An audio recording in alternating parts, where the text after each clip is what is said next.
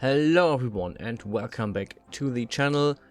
This time I'm going to show you how I worked on the so-called formal set, at least that is what I'm calling it.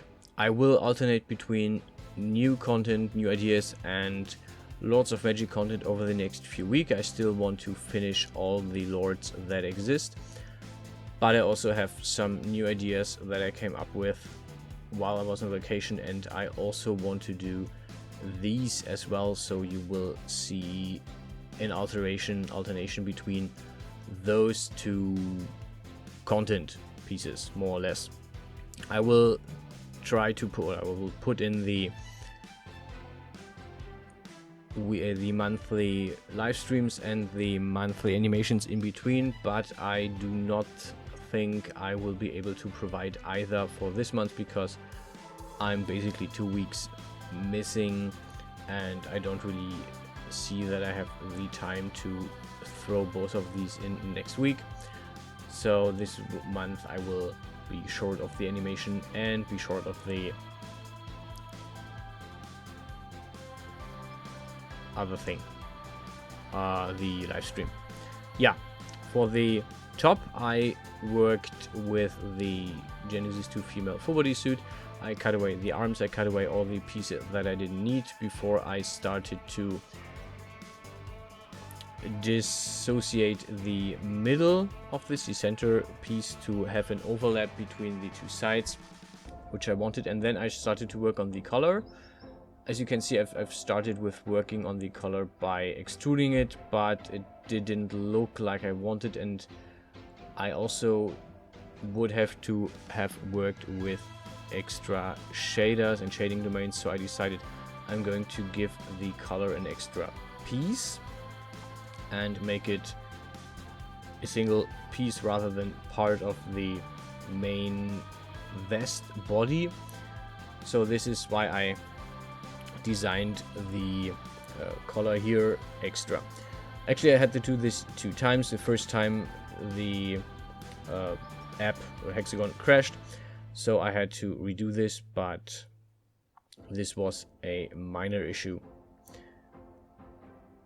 After designing the color in a 2D environment, so with a grid, I decided to thicken it so that I would have a viable set here. Copy pasted it to the other side before I added the edges to the top, so that the whole thing gets its depth, or its fake depth. So you see that the main part of this is a simple 2D shape, but the edges just give it a bit more 3D visual. The next thing I worked on was the color. So the color in the render is actually part of this model. Of course, I can just make it invisible in Des Studio, so I can add another color if I wanted to. But when I designed this, when I made the first sketches for this, the color was an integral part of the whole thing. So I decided to actually make this part of the whole thing. You can see that I'm cheating a bit here. Basically, it ends blind. And then I decided I'm gonna thicken over everything, and I couldn't select all the faces on the neck, so instead I used a shortcut to select all faces and then deselect the faces I didn't want to edit before I then rescaled them. And I decided also to give the whole thing a brim on the lower part, on the belly. So I copy pasted a few of the faces and thickened them to give it another illusion of depth, basically. Or in this case, it actually has depth, but it gives illusion to the whole vest, even though it is just a 2D shape. I added a few simple cylinders or tubes as buttons. It's really not complicated, it's really not much. and it really is there just for the additional visual elements, so it doesn't become just a blunt, flat surface to look on. Then I edited the UV maps so that I could actually put textures later on the whole thing. This is the UV map for the color. It's very simple, it's very direct, but it works nonetheless. Next part is the skirt. This is, again, skirts I usually do by hand. I don't have a prepared skirt design. Instead, I just work from scratch with these, because usually skirts tend to become different each time, so I just work from scratch each time because it's faster than having a pre-made form that I then alter. First thing was the belt that I designed. It is again a simple tube bent around the hip. Okay, you could see that how I just angled it and then manipulated the points to have it sit tight around the hip here.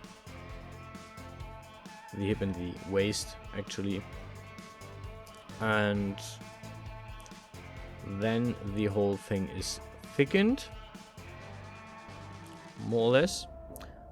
I also copied over a button as a simple visual piece that I can then link the rest of the skirt from.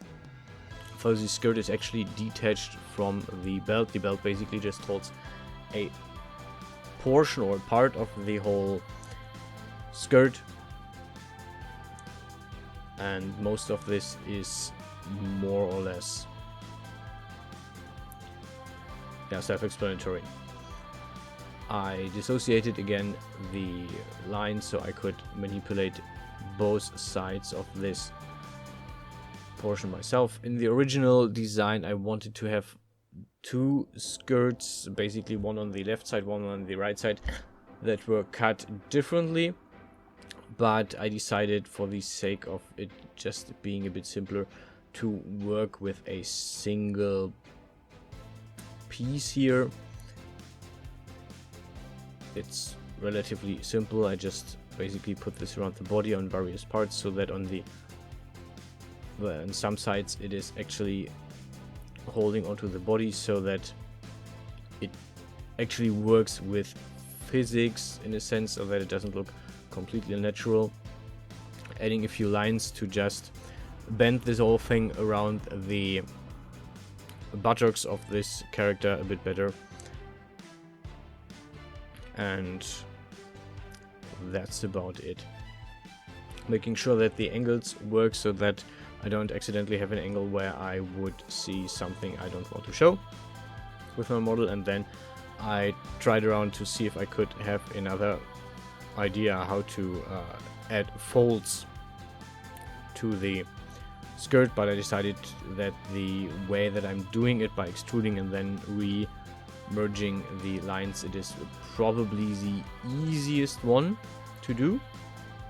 So this is the usual way to add the folds, and finally I'm adding the edges and a few ornaments to the whole thing to be finished with the product. So it's very simple,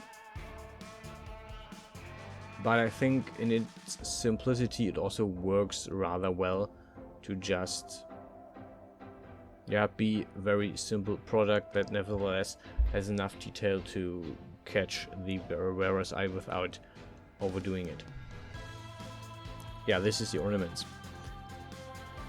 Other than that, next week, as again, I will work on lots of magic content, so expect that.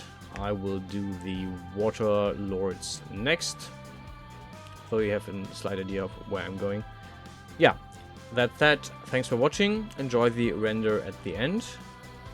Stay healthy, stay safe, and I will hopefully see you in the next one.